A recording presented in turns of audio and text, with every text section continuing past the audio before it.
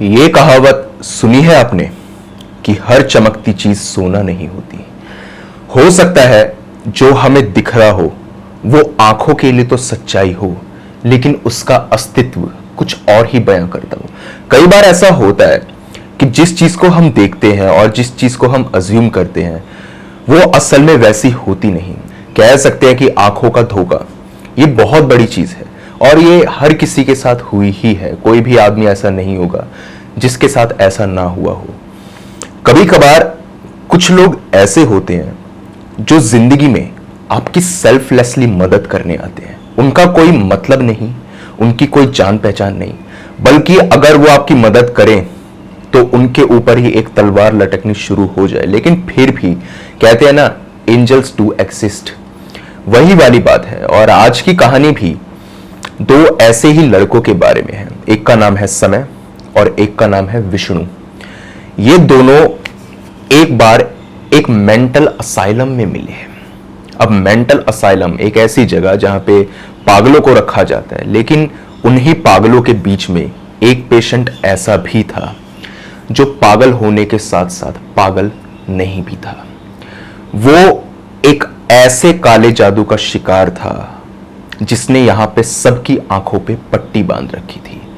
सिर्फ एक शख्स था जो सेल्फलेसली उसकी मदद करने के लिए आगे आया। और जब ये पर्दाफाश हुआ ना कि यहां पे असल में खेल क्या चल रहा था, तो सबके होश उड़ गए और इसकी कीमत उन दोनों को बहुत भारी चुकानी पड़ी। तो क्या है पूरा मामला, ये मैं आपको डिटेल में बता देता हूं। बात कुछ आज से 5-7 साल पुरानी है, ज्यादा पुरानी बात नहीं है। यहां पे एक लड़का था विष्णु, जो एक मेडिकल शॉप में काम किया करता था। असिस्टेंट कह सकते हैं आप उसे। तो मेडिकल शॉप थी, वहां पे वो काम करता था और वो एक केमिस्ट ही बनना चाहता था बेसिकली। बट फैमिली वगैरह उसकी इतनी स्ट्रांग नहीं थी और इसी के साथ में उसके पास में पैसों की भी थोड़ी कमी थी, जिसके चलते ये सपना जो था उसको अपने बलबूते पे ही पूरा करना था। तो वो काम वगैरह सीख रहा था और यही सोच रहा था कि थोड़ा बहुत पैसा इकट्ठा होगा तो यहाँ पे लाइसेंस भी मिलेगा और इसी के साथ कहीं प्रॉपर्टी देख करके वहाँ पे अपनी दुकान भी खोल लूंगा। तो सपना तो उसका अच्छा था और इसी के चलते वो काम भी किया करता था। लेकिन जिस जगह पे, जिस दुकान पे वो काम करता था, वो दुकान एक बहुत ही अजीब जगह पे सिचुएटेड थी। उस दुकान के ठीक सामने था एक पागल खाना। और उस पागल खाने की एक बात आपको बता दूं कि जो उसकी खिड़कियां थी वो फेस करती थी उस दुकान को। पागल खाने के साथ में एक नॉर्मल हॉस्पिटल भी था। तो इसीलिए उस केमिस्ट ने वहां पे दुकान अपनी खोली होगी। और भाई अगर ऐसी जगह पे दुकान खुल जाए तो भाई चांदी ही चांदी है, कमाई रुक नहीं सकती। वहां पे वो काम करता था, अच्छा खासा वो कमा रहा था। ज्वाइन किए हुए उसको कुछ 10-15 दिन ही हुए होंगे कि वो हमेशा देखता था कि उन पागल खाने की खिड़कियों पे पागल जो होते थे नाचते थे, गाते थे, कूदते थे, अजीब हरकतें करते थे। ये सब कुछ वो करते थे। इन्हीं के बीच में उसकी एक बार नजर पड़ती है एक अजीब से लड़के पर जिसका नाम था समय। समय अजीब होने के साथ साथ अजीब नहीं भी था। कहने का मतलब, समय उन पागल लड़कों में या फिर उन पागल लोगों में सबसे अजीब था। अजीब इन द सेंस कि वो बहुत हैंडसम था और उसको देखकर ऐसा लगता था कि ये लड़का पागल नहीं हो सकता। या तो ये पागल होने का ढोंग कर रहा है या फिर कोई दूसरी बात है। इसके घर वालों ने इसको जबरदस्ती यहां पे फेंक रखा है। वो देखता था, उसको, समय को देखता था, तो समय हमेशा पागलों जैसी हरकतें करता था, लेकिन फिर भी एक डिफरेंस था उसके अंदर बाकी लोगों से। वो हमेशा विष्णु को देखता था। अब वो पागल खाने की जो खिड़की थी उधर सरिये तो मतलब रॉड तो निकली पड़ी थी, इसी के साथ में बाहर थी जाली। वो होते ना छोटे छोटे जो छेद होते हैं, वाली जाली थी उधर, ताकि वो लोग अपने हाथ वाथ को बाहर ना निकाल सके। उधर से ही वो लगातार विष्णु को देखा करता था और विष्णु को देखते हुए अजीब चेहरे बनाता, अजीब आवाजें निकालता। कभी कभी इधर विष्णु देखता कि वो ऐसे कहता, हेलो, हाँ जी, आपका ना फोन रिचार्ज हो गया, आप अब जाकर के बात कर लो, हाँ अब आप बात कर लो। ऐसे वो बोलता। इसी के थोड़ी देर के बाद में वो कहता, बात हो गई ना, फोन काटो, काटो फोन को। फोटो काटो, ऐसी हरकतें करता। तो विष्णु के लिए तो वो एक पागल ही था। उसने 5-7 दिन तक तो इस चीज को नोटिस किया और उसके बाद में उसने इग्नोर कर दिया। लेकिन इग्नोर करने के बाद में भी वो उसको ढंग से इग्नोर नहीं कर पा रहा था। कभी वो लड़का कहता आज मैं आपके लिए गाऊंगा एक बहुत ही सुरीला गाना, और कभी कहता भाई मेरी आवाज आज साथ नहीं दे रही, आज मैं एक्टिंग करूंगा, आज मैं डांस करूंगा। कभी उल्टे सीधे मुंह बनाता, कभी विष्णु को ही चिढ़ाता। ये सब कुछ जब वो करता, इसके बाद में वो अचानक शांत खड़ा हो जाता और शांत खड़ा होकर के वो लगातार एकटक विष्णु को घूरता। विष्णु को बहुत अजीब लगती थी ये बात, और जब वो देखता था ना तो उसके चेहरे पे कोई गुस्सा नहीं, कुछ नहीं, एक अलग ही किस्म का इमोशन होता था। और वो इमोशन था एक मदद का। वो कुछ मदद मांगना चाहता था, कुछ जाहिर करना चाहता था। उसने अपने मालिक से पूछा, विष्णु ने, अंकल एक बात बताइए, इस लड़के का क्या सीन है? मतलब मुझे बड़ा अजीब लग रहा है, आप इसको देखिए, ये पागल होने के बावजूद भी ऐसा लगता है कि पागल नहीं है। उसने कहा हाँ बेटा, ये लड़का काफ़ी अजीब है, और इसके अजीब होने का रीज़न है इसका फैमिली बैकग्राउंड। इसका फैमिली बैकग्राउंड काफ़ी ज़्यादा अच्छा है, और उनका तुम समझ लो कि इकलौता लड़का है ये। ऑल तो लड़की भी है बट उसकी शादी हो गई, तो वो तो इसको बहुत ज़्यादा प्यार करते थे, और कुछ ऐसा हादसा हुआ इसकी ज़िंदगी में जिसके चलते इसे यहाँ पे एडमिट करा दिया गया। उसने कहा इसको यहाँ पे एडमिट क्यों कराया उन्होंने? कोई तो रीज़न रहा होगा। उन्होंने कहा बेटा ये बहुत पढ़ा लिखा है, बहुत समझदार है, लेकिन ये लड़का बहुत ही ऊटपटांग हरकतें करता है। इसने एक बार अपनी जान लेने की कोशिश भी की, और यही नहीं, ये अपने घर वालों को मारता था, अपनी माँ को गालियां देता था, अपने आप को भी मारता था, और पता नहीं दीवार को देखते हुए क्या बड़बड़ाता रहता था। कभी कहता था मुझे माफ कर दो, और कभी तो कहता था कि मैं तुम्हें जान से मार दूंगा। पता नहीं बेटा क्या हुआ इसके साथ, क्या नहीं हुआ। उन लोगों ने इसको बहुत सी जगहों पर दिखाया, बहुत से मंदिरों में भी लेकर गए थे वो लोग, ऐसी बात नहीं है। उन्हें लगा था कोई ऊपरी चक्कर वगैरह होगा, लेकिन उसका कोई समाधान निकला या नहीं ये तो मुझे नहीं पता। मगर डॉक्टर्स ने कह दिया था कि अगर इस लड़के को आप बचाना चाहते हैं तो इसे आपको मेंटल हॉस्पिटल में शिफ्ट करना होगा, तभी ये बच सकता है, नहीं तो ये लड़का मर जाएगा। उन लोगों पे भी मजबूरी थी बेटा, उन्होंने इसको यहाँ पे भर्ती करा दिया। उन्होंने पूछा कितना वक्त हुआ उसे यहाँ पे आए हुए? तो उसने कहा बेटा कुछ इतना ही समझ लो जितना तुम्हें यहाँ पे आए हुए, यानी कि मुश्किल से मुश्किल 30-35 दिन, 1 महीना ही हुआ होगा, इससे ज़्यादा का वक्त तो नहीं। विष्णु ने कहा अच्छा, तो बड़ी अजीब बात है, मुझे तो देखकर ऐसा लग रहा है कि इसकी तबीयत ठीक नहीं हो रही, उल्टा बिगड़ रही है, क्योंकि 5-7 दिन से मैं भी देख रहा हूँ। उन्होंने कहा हाँ इसकी तबीयत बिगड़ रही है और ये चिंता की बात है, लेकिन घर वालों को आश्वासन है कि ये हॉस्पिटल जो है ये उसको ठीक कर देगा। विष्णु ने सोचा चलो जो भी हो, मुझे किसी के पारिवारिक मामलों में दखल देने का क्या ही मतलब, और जो हुआ वो हुआ, छोड़ो इन बातों को। 1-2 दिन ऐसे ही बीते कि उसने देखा कि वो लड़का समय वो अब पागलों जैसी हरकतें नहीं करता था।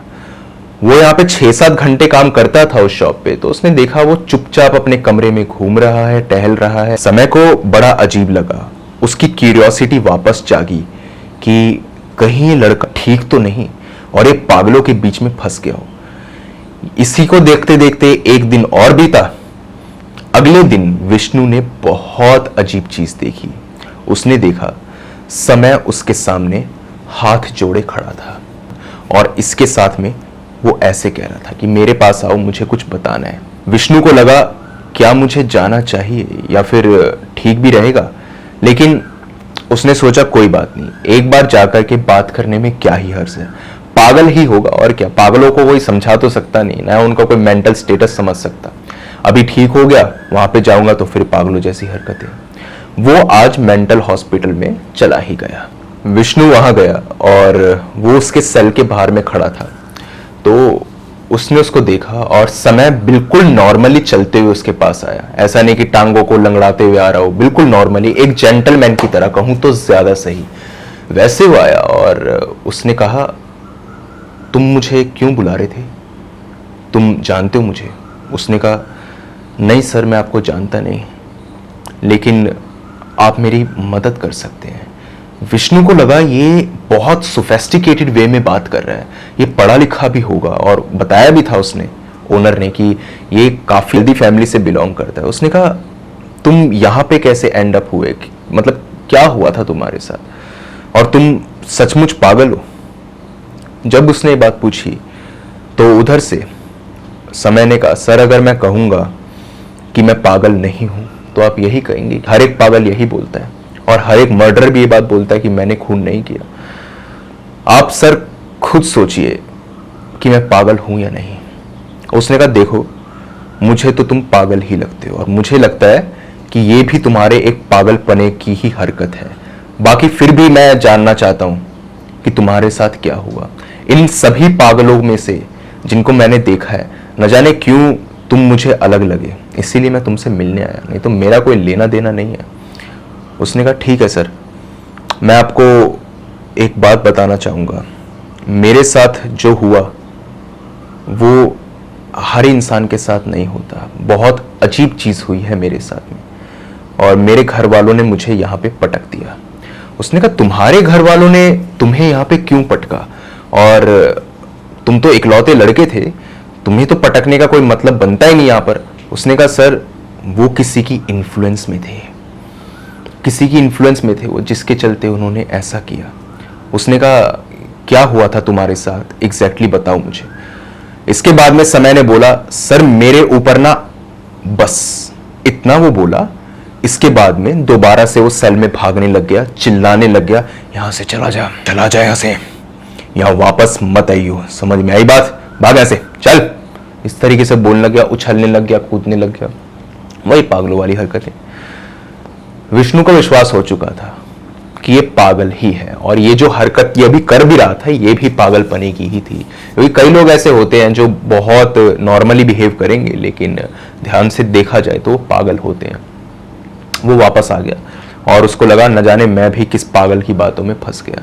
लेकिन एक चीज बहुत ऑड थी, जब वो अपने उस सेंटेंस को कंप्लीट कर रहा था वो उसी वक्त पे रुक गया। तो कुछ ऐसा राज तो था जो शायद वो बताना नहीं चाह रहा था, या बताते बताते ही उसके दिमाग ने उसको रोक दिया। विष्णु उस चीज को जानना चाहता था कि आखिर ये मामला है क्या। उस रात वो घर भी आया तो समय की बात उसे याद आई, और उससे वो मुलाकात भी, कि बड़ी सोफेस्टिकेटेड वे में बात कर रहा था, लेकिन अचानक वो पागलपना कहां से आया। वो अगले दिन वापस दुकान पे आया। दुकान पे जब वो आया तो उसने सेम मंजर फिर देखा कि वो इंसान हाथ जोड़े खड़ा है और मदद की गुहार लगा रहा है। आज वो दोबारा उसके पास गया और उसने ये सोचा, मदद छोड़ो, मदद मैं नहीं करूंगा, लेकिन एटलीस्ट जानने में क्या दिक्कत है कि इसके साथ क्या हो। अगले दिन वो दोबारा से इसी के बारे में बात कर रहा था कि क्या हुआ तुम्हारे साथ, ये बताओ। तो उसने कहा, सर मेरे ऊपर या तो किसी बुरी आत्मा का साया है, या किसी ने मेरे ऊपर काला जादू किया है। अब काला जादू जब किसी पे किया जाता है तो या तो उसको मारने के पर्पज से, या उसको तड़पाने के, या इसी के साथ साथ उसको पागल बनाने के। क्योंकि अगर पागल भी वो हो जाएगा, अचानक से उसका मेंटल बैलेंस यहाँ बिगड़ जाए, तो ये माना जा सकता है कि उस बंदे के ऊपर कुछ ना कुछ काला जादू है। और ये ट्रेट्स वो लड़का समय शो कर रहा था, लेकिन सचमुच कोई काला जादू था भी या नहीं, ये बहुत मुश्किल बात थी। उसने कहा, अच्छा तो तुम्हारे ऊपर काला जादू हुआ है, ठीक है, मैंने तुम्हारी बात को सुन लिया, बहुत अच्छा लगा तुमसे मिलके, मैं जा रहा हूं। विष्णु इतनी आसानी से उसकी बातों में नहीं आने वाला था। जाते जाते उसने कहा, सर आप खुद सोचिए, मेरे घर वाले मुझे यहां क्यों फेंकेंगे, इस नर्क में मैं सड़ रहा हूं। मैंने आपको कल कहा था कि वो किसी की इन्फ्लुएंस में है, मेरी बात तो सुनिए। विष्णु वापस रुका और उसकी बात को सुनने लगा। उसने कहा, सर पता नहीं ये चीज क्या है क्या नहीं है, लेकिन मुझे ऐसा लगता है कि कोई मेरे से यहाँ पे अपनी पर्सनल दुश्मनी निकालना चाहता है। उसने कहा, तुम्हारे दुश्मन बहुत थे क्या? उसने कहा, दुश्मन तो इतने नहीं थे सर, और थे भी तो कोई वो ऐसे काम नहीं करेंगे। लेकिन जिसने ये काम किया है ना, वो मुझे बहुत करीब से जानती है बोला उसने, यानी कि वो लड़की थी। उसने कहा ठीक है, तो तुमने अपने घर वालों को ये बातें नहीं बताई? उसने कहा बताई सर, वो पंडित वगैरह पर भी लेकर के गए।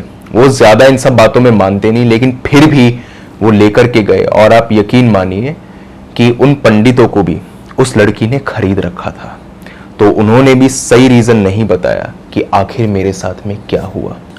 और उसके बाद में जब डॉक्टर्स के पास यहाँ पे लाया गया, तो डॉक्टर्स ने कह दिया कि मेरा दिमागी संतुलन बिगड़ चुका है और मुझे यहाँ पे डायग्नोस कर देना चाहिए। इसके पीछे का सबसे बड़ा रीजन सर ये है कि बचपन में एक बार खेलते हुए मैं सर के बल गिरा था और तब मुझे काफी गहरी चोट आई थी, जिसके चलते जो मेरी मेमोरी थी वो भी एक वक्त के लिए चली गई थी और कुछ 3-4 दिन के बाद वो वापस आई थी।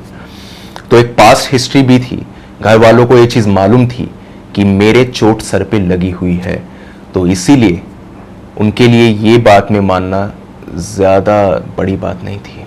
उन्होंने मुझे यहाँ पे रख दिया और सोचा कि मैं यहाँ पे ठीक हो जाऊँगा। उसने कहा कि वो सारी बातें तो ठीक है, लेकिन फिर भी अगर तुम पागल हो तो यहाँ पे तो तुम्हारी तबीयत ठीक होनी चाहिए थी, वो बिगड़ क्यों रही है? उसने कहा सर, डॉक्टर्स भी यहाँ पे मिले हुए हैं और ये लोग मुझे जान से मारना चाहते हैं। विष्णु ने कहा कहानी काफ़ी अच्छी है, लिटरली सही बता रहा हूँ, कहानी काफ़ी अच्छी है और मुझे लग रहा था कि तुम पागल नहीं हो। एक बार को मुझे लगा था, लेकिन अब समझ आया कि तुम चुपचाप घूमते हुए क्या सोचते रहते थे। दिमाग तुम्हारा तेज है। देखो मुझे दुख है कि तुम पागल खाने में हो, लेकिन ये सब जो बातें हैं इन्हें साइड में रखो। और कोई भी पागल खाना जो है वो ऐसे लोगों को ट्रीट नहीं करता। समझ में आई तुम्हें बात? मिलकर अच्छा लगा, अब अगली मुलाकात नहीं होगी। वो वहां से जाने लगा। जैसे ही वो जा रहा था, इतने में समय ने रोना शुरू कर दिया। उसने कहा सर, मैं क्यों मजाक करूंगा, मैं क्यों ये कहानी बनाऊंगा, जबकि मैं जानता हूं कि मैं यहां से बाहर नहीं निकल सकता। एक बार को आप खुद सोचिए, मैं क्यों ऐसा करूंगा। न जाने विष्णु को उसके आंसुओं में क्या सच्चाई दिखाई दी। उसने कहा पता नहीं, मेरा दिल तो नहीं चाहता, लेकिन फिर भी एक चीज है, एक पास्ट है जो जुड़ा हुआ है, जिसके चलते शायद मैं तुम्हारी बात पे यकीन करूं। अब बात क्या थी कि विष्णु की जो कजन सिस्टर थी वो भी एक बार पागल खाने में डायग्नोस हुई थी और ये चीज विष्णु ने खुद देखी थी कि उस पागल खाने में रहते रहते वो लड़की मर गई थी। उसकी तबीयत इतनी खराब थी नहीं जितनी वहां पे जाकर के हो गई थी। तो इसीलिए कहीं ना कहीं उसे लगा कि शायद ये लड़का जो बात बोल रहा है वो सच हो सकती है। ऑल्दो डॉक्टर्स मिले हुए नहीं होंगे, लेकिन फिर भी इसकी तबीयत जो बिगड़ रही है उसके बारे में झूठ नहीं कह रहा। उसने कहा ठीक है, तुमने उस लड़की का नाम नहीं बताया जिसने तुम्हारे साथ ये सब कुछ किया, और वो क्यों करेगी ऐसा? उसने कहा सर, उसका नाम था रिधिमा। रिधिमा जो थी वो मुझे यहाँ पे मारना चाहती थी। शायद ये मेरे मन का भी वहम हो सकता है। देखिए, मैं पूरे दिल से तो नहीं कह सकता, लेकिन मुझे ऐसा लगता है कि मेरी तबीयत जैसे बिगड़ी है ना, इसके पीछे उसी का हाथ है। वो यही सब बातें कर रहा था और अगला वो सेंटेंस बोलने वाला था कि इतने में विष्णु ने देखा कि वो लड़का बड़े ही गुस्से में उसको घूर रहा था और घूरते हुए वो सेल पे आया और जेल को, जो भी आप कह सकते हो, उसे पकड़ा और उसकी आंखों में देखते हुए कहा, मिल गया जवाब। जो उसने बोला वो बिल्कुल सच है। एक एक बात सच है, एक एक बात। ये पागल नहीं है, मैंने इसका जीना हराम कर रखा है और मैं इसे तड़पा तड़पा के मारूंगी। तू जो कर सकता है वो कर ले, लेकिन करने से पहले एक बात याद रखियो कि अगर तूने इसके मामले में दखल अंदाजी करी, तेरे घर में एक छोटी बहन, तेरी मां और तेरी प्रेग्नेंट बीवी है। कैसा लगेगा तुझे जब वो तीनों तेरे सामने मर जाएं? और ये भी बता दूं, पहले तो मरेगी तेरी बहन, फिर मरेगी तेरी बीवी, फिर मरेगी तेरी मां और आखिरी में तू। तुम चारों को मैं चांद से मार दूंगी। तुम्हें जो करना है वो कर लेना, लेकिन अपने घर वालों की लाश के ऊपर। अगर ये सौदा मंजूर है तो जा ढूंढ ले रिधिमा को और कर ले इसकी मदद, और जा बता ले इसके घर वालों को सच्चाई। ये भी बता दूं कि जब तू उसके घर जाएगा तो वो तुझे धक्के मार के बाहर निकाल देंगे। ये चीज सुनने के बाद में भी विष्णु डरा नहीं, और ये चीज बहुत बड़ी थी कि वो डरे ना। उसने कहा ठीक है, लेकिन इतने में ही जो समय था वो नॉर्मल हो गया, दोबारा से नॉर्मल खड़ा हो गया। उसने कहा सर मैंने आपको कुछ कहा तो नहीं अभी? विष्णु ने झूठ बोल दिया, नहीं कहा। तुम ये बताओ कि रिधिमा तुम्हारे पीछे क्यों पड़ी है? तो उसने वही बताया कि सर वो मेरे से प्यार करती थी, मैं एक बिजनेसमैन का बेटा हूं, तो उसने मेरे से शादी करने का जिक्र किया। मैं उससे प्यार नहीं करता था, मैंने मना कर दिया कि मैं शादी नहीं करूंगा। वही जो कहानी होती है ना। फिर उसके बाद में उस लड़की ने अपनी नस्वस काट ली ये बताने के लिए कि भाई मैं तेरे से कितना प्यार करती हूँ। उसके बाद में इस लड़के ने सोचा कि मैं जो हूं, चल कोई बात नहीं, जो भी है मैं तुझे एक्सेप्ट कर लूंगा। बाद में इसे मालूम चला कि वो लड़की जो थी वो गोल्ड डिगर थी, और ये सब कुछ उसके साथ में चल रहा था। इसी के चलते उसने उसको ठुकरा दिया, और शायद यही वजह है जिसके चलते रिधिमा ने इसके ऊपर काला जादू किया। उसने ये बात सुनी और इसके बाद में उसने कहा बस यही कहानी है। समय ने कहा हाँ यही कहानी है। वो हंसने लगा, मनी मन हंस रहा था और सोच रहा था वाह मैं भी किसकी बातों में फंस गया। अपने आप कुछ भी बातें बना रहा है और कोई इसकी बात में लॉजिक नहीं है। उसने कहा ठीक है मैं तुम्हारी मदद कर दूंगा। अगर वो ऐसे बोल के जाता कि शुक्रिया तुम्हारी बात सुन के बहुत अच्छा लगा अब मैं जा रहा हूं, तो वो जाने नहीं देता। लेकिन जैसे ही वो जा रहा था, जाते जाते उसके कदम अचानक से रुके। विष्णु ने अपने मन में सोचा इतनी बड़ी गलती मैंने करी तो करी कैसे? इसको कैसे पता कि मेरे घर के अंदर मेरी बीवी जो है वो प्रेग्नेंट है? इसे कैसे इसके बारे में भनक है? इसको कैसे मेरी बहन और मेरी मां के बारे में पता है? इसका मतलब साफ था कि वो लड़का बात पेट से नहीं बना रहा था, और उसको याद भी नहीं था कि उसने यहां पे क्या हरकत करी थी। जो भी उसको दौरे पड़ते थे पागलपने के, उस वक्त पे वो अपने असली रूप में होता ही नहीं था। वो अपने असली रूप में तभी होता था जब वो इधर नॉर्मली बात करता था। इसका मतलब साफ था कि उस लड़के के ऊपर कोई ना कोई काला जादू था। वो वापस उसके सेल पे आया और उसने समय को देखा। समय ने कहा सर आप मेरी कोई मदद कर सकते हैं? उसने कहा हाँ मैं तुम्हारी मदद करूंगा, तुम टेंशन मत लो। उसने यही बात बोली कि इतने में दोबारा से उस लड़के ने कहा, और इस बार उसने एक लड़की की आवाज में कहा मदद करने के बारे में मत सोच, जैसा आया है वैसे ही चला जा, कोई नुकसान तुझे नहीं होगा।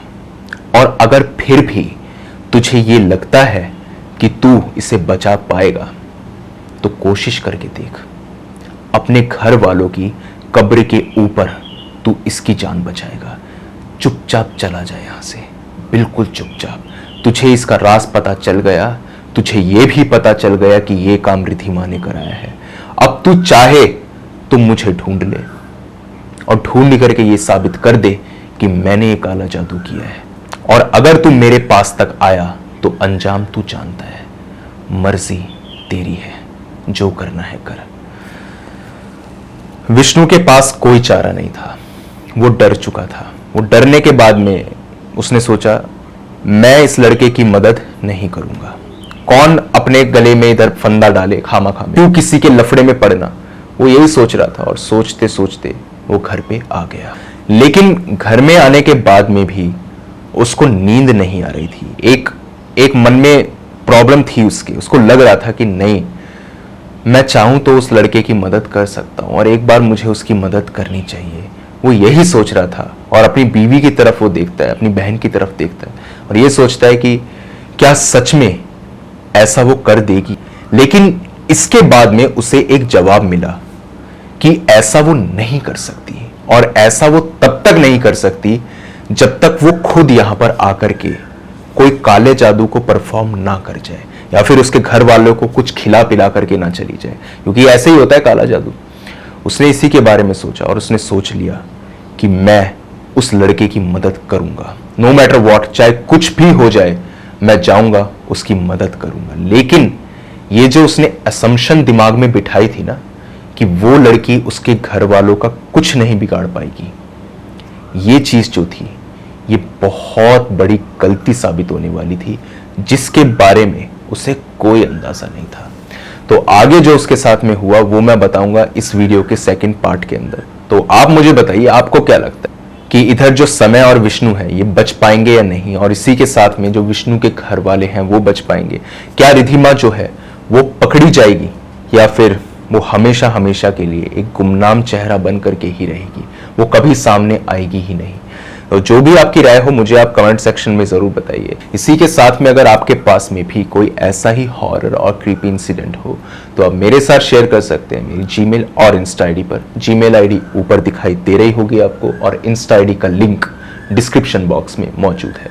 दोनों ही प्लेटफॉर्म्स में से जिस भी प्लेटफॉर्म पे आप कंफर्टेबल हो वहां पे जाकर के अपनी स्टोरी मेरे साथ साझा कर दीजिए। बस रिक्वेस्ट आपसे इतनी ही रहेगी कि जब भी अपनी स्टोरी को भेजें तो जितना डिटेल में हो सकता है उतना डिटेल में भेजिए, ताकि उन इवेंट्स को मैं उसी तमीज़ के साथ में आपके सामने रख सकूं जिस तरीके से आपने उन्हें मेरे सामने रखा है। अगर टाइप करने में प्रॉब्लम है आपको तो वॉइस मैसेज के जरिए भी अपनी स्टोरी इंस्टा पे डीएम कर सकते हैं। बाकी मिलता हूं कल आपसे इस वीडियो के सेकंड पार्ट के साथ में, तब तक के लिए टेक केयर, गुड बाय।